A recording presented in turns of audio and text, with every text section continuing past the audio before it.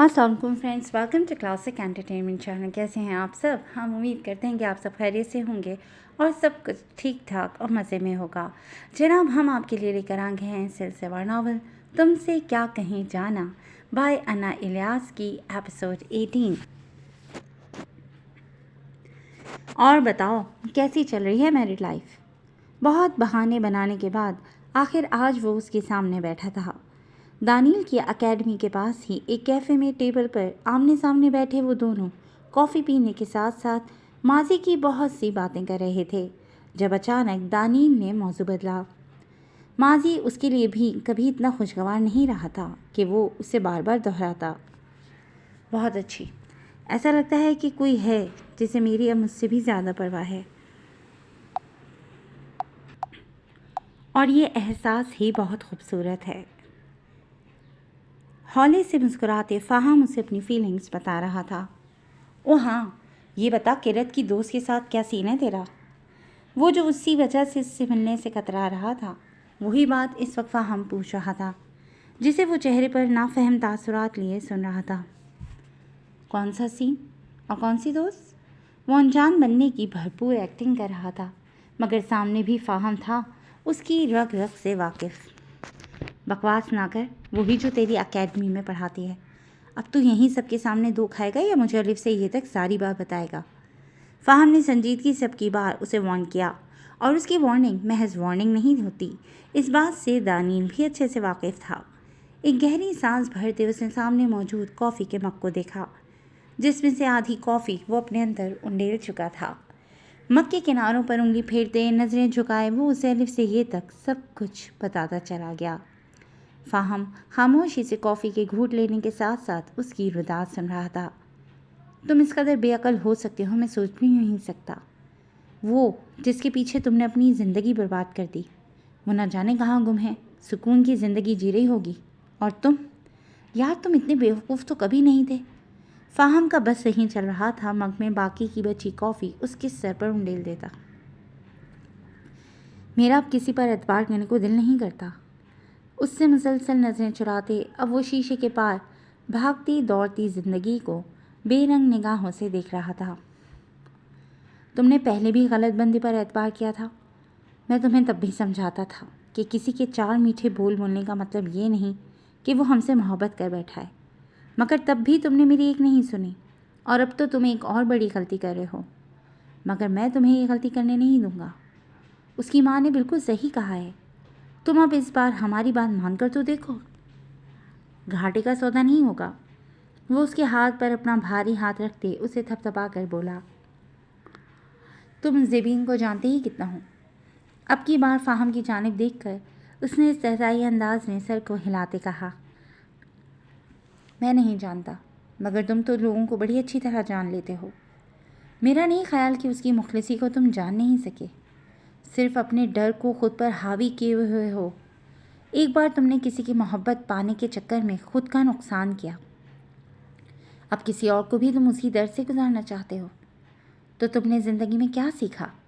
तकलीफ़ का बदला तकलीफ़, और उस शख्स को तकलीफ़ जिसका तुम्हारे किस्से में कोई कसूर भी नहीं। फ़ाहम की बात पर वो खामोश रहा, और फ़ाहम जानता था कि वो खामोश तभी होता है जब वो दूसरे बंदे की बात से कायल हो जाता है। अपने माजी को इस सब से अलग करके फिर सोचो। फ़ाहम की तजवीज़ पर वो नफ़ी में सर हिला गया। मेरा माजी, हाल और मुस्तक़बिल सभी इस माजूरी से जुड़े हैं। मैं किसी भी तरह इस चीज़ को तो खुद से अलग नहीं कर सकता, और इसे साथ रखने का मतलब है कि मैं किसी के लिए खुशी का बाइस नहीं बन सकता। फ़र्ज़ करो मैं उस पर एतबार कर लेता हूँ, क्या गारंटी है कि वो मुझसे शादी करने के बाद भी इसी पागलपन की हद तक मुझे चाहेगी? कभी कभी किसी चीज़ के ना मिलने में जो कशिश होती है, वो उसे पाकर ख़त्म हो जाती है। दानियल की बात भी गलत ना थी। गारंटी तो यहाँ किसी की भी नहीं, फिर गारंटी तो तुम अपने आप की भी नहीं दे सकते। ज़िंदगी तो नाम ही रिस्क लेने का है, रिश्तों का रिस्क तो कभी मोहब्बतों का रिस्क। यहाँ तो जगह जगह रिस्क है, तो क्या जीना छोड़ दें? और अगर ऐसा नहीं कर सकते तो ज़िंदगी के साथ जुड़े सभी तकाज़े पूरे करने होंगे। मुझे देख लो, तुमने तो मोहब्बत में एतबार खोया, और वो भी एक तरफ़ा मोहब्बत में। मैंने तो दो तरफ़ा मोहब्बत का ऐसा भयानक अंजाम देखा بھگتا اور پھر بھی میں نے زندگی میں شادی کا رسک لیا۔ اس کی بات کا ایک بار پھر اس کے پاس کوئی جواب نہیں تھا۔ تمہیں یقین ہے زندگی بہتر ہو جائے گی؟ اس کی بات پر فاہم ہولے سے ہنسا۔ وہ ہمیشہ کی طرح اسے قائل کر گیا تھا۔ یقیناً، اچھی سوچ کے ساتھ نیا رشتہ شروع کرو گے تو یقیناً بہتر ہو جائے گی۔ بے شک اس سے وقت مانگ لو، مگر قریب رہ کر ایک دوسرے کو سمجھو۔ میں بھی اسی فیز سے گزر رہا ہوں، مگر یقین کرو ہر روز اس بات پر ایمان پختہ ہوتا جا رہا ہے کہ اللہ نے اگر اس شخص کو میرے لیے چنا تھا تو بالکل ٹھیک چنا تھا۔ مجھے امید ہے تم بھی اللہ کی رضا میں جلد راضی ہو جاؤ گے۔ فاہم کی بات پر اس نے آہستہ سے سر گھما کر اس کی جانب دکھا۔ کسی کی ماں کا مان بھی تو رکھنا تھا۔ بیٹی کے لیے دامن پھیلا کر کچھ مانگنا اتنا آسان نہیں ہوتا۔ پالر بنتے ہی وہ تو ایسا بزی ہوئی کہ آئیدون کو تو ابیا اب چھٹی کے دن بھی نظر نہیں آتی تھی، اور اس کی یہ غیر حاضری آئیدون کے چڑھنے کا باعث بن رہی تھی۔ آج بھی اتوار کے دن جس وقت وہ سو کر اٹھا وہ کمرے میں موجود نہیں تھی۔ سامنے لگی گھڑی پر وقت دیکھا، صبح کے 11 بج رہے تھے۔ پچھلے دنوں اس میں جو بڑی تبدیلی آئی تھی وہ یہ کہ اب آئیدون گیسٹ روم میں سونے کی بجائے اپنے کمرے اور اپنے بیڈ پر سوتا تھا۔ چند دن پہلے ہی اس نے یہ فیصلہ کیا تھا۔ اب یہ جتنا بھی اس سے اجنبی بننے کی کوشش کرتی، مگر اس رات اس کے کمرے میں آنے پر وہ حیران ہوئی، اور اس کی یہ حیرانگی آئیدون سے چھپی نہ رہ سکی۔ وہ حسب معمول نماز پڑھ کر چھوٹی صورتوں کی کتاب کھولے بیڈ پر بیٹھی کمبل گھٹنوں پر رکھے صورتیں پڑھنے میں مگن تھی جب کمرے کا نوب گھوما۔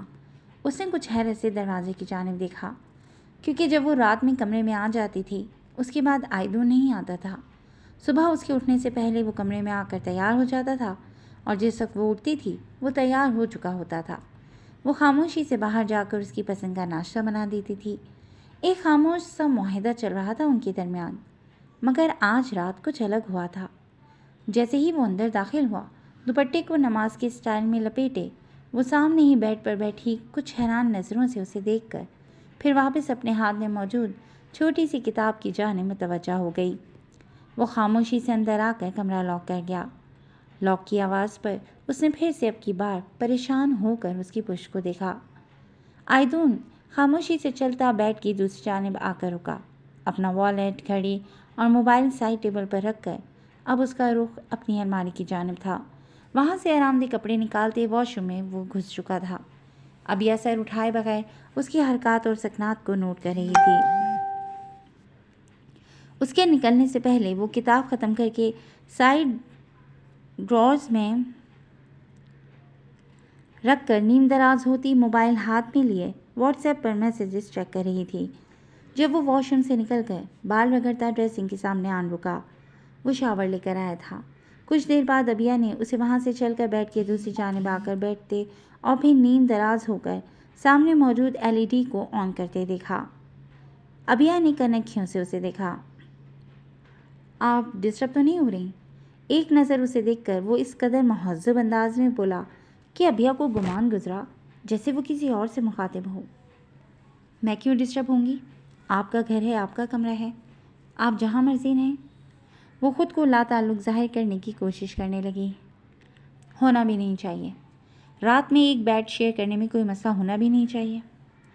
نہ جانے یہ وہ اسے باور کروا رہا تھا یا خود کو کروا رہا تھا۔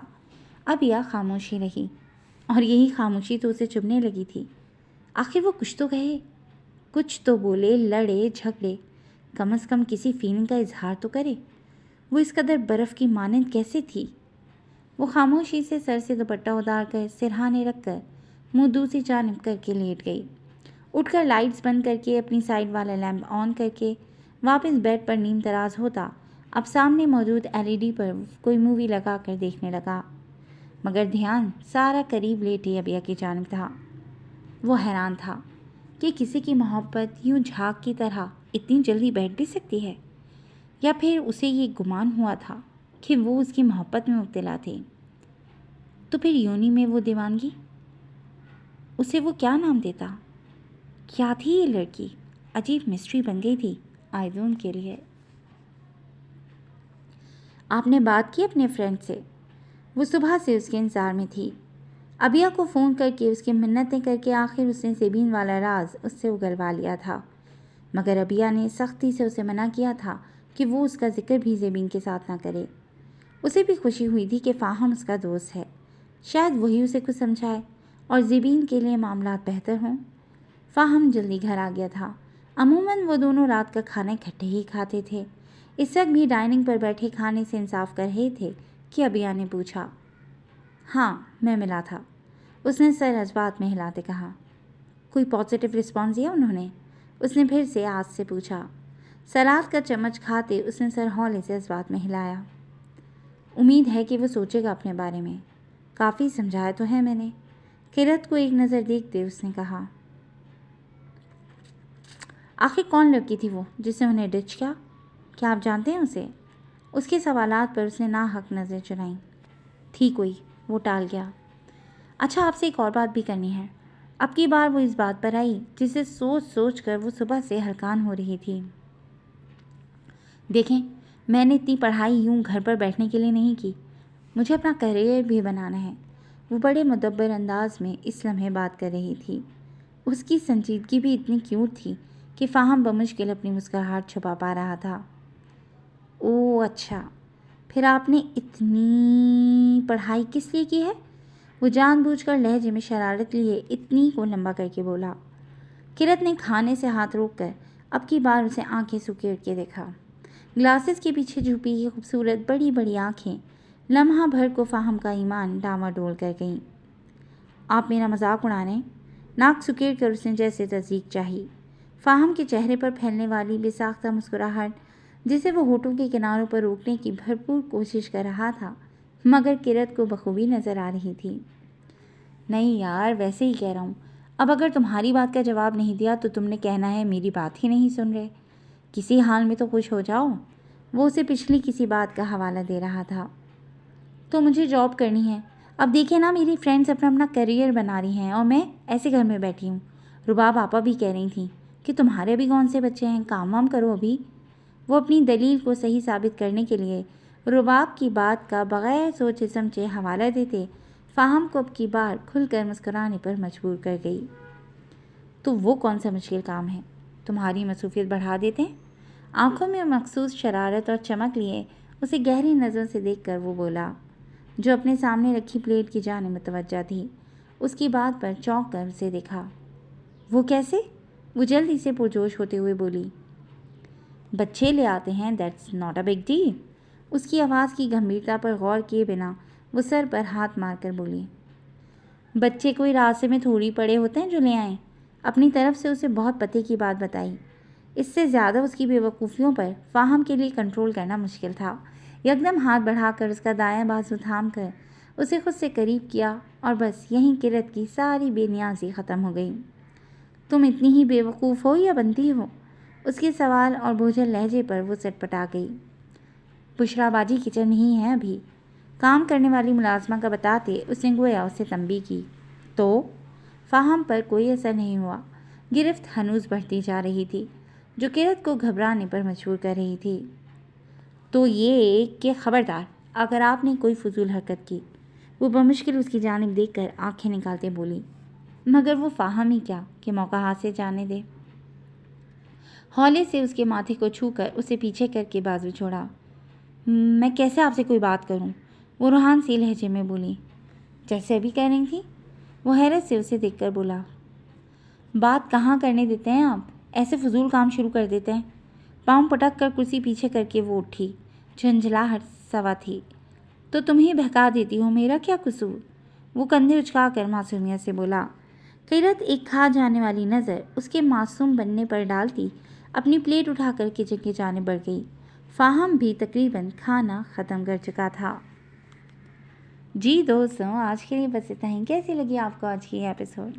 یقیناً پسند آئی ہوگی تو جڑے رہیے گا کلاسک انٹرٹینمنٹ چینل کے ساتھ، جہاں بہت جلد ہم ایک نئی ایپیسوڈ لے کر آئیں گے۔ ٹل دین ٹیک کیئر اینڈ اللہ حافظ۔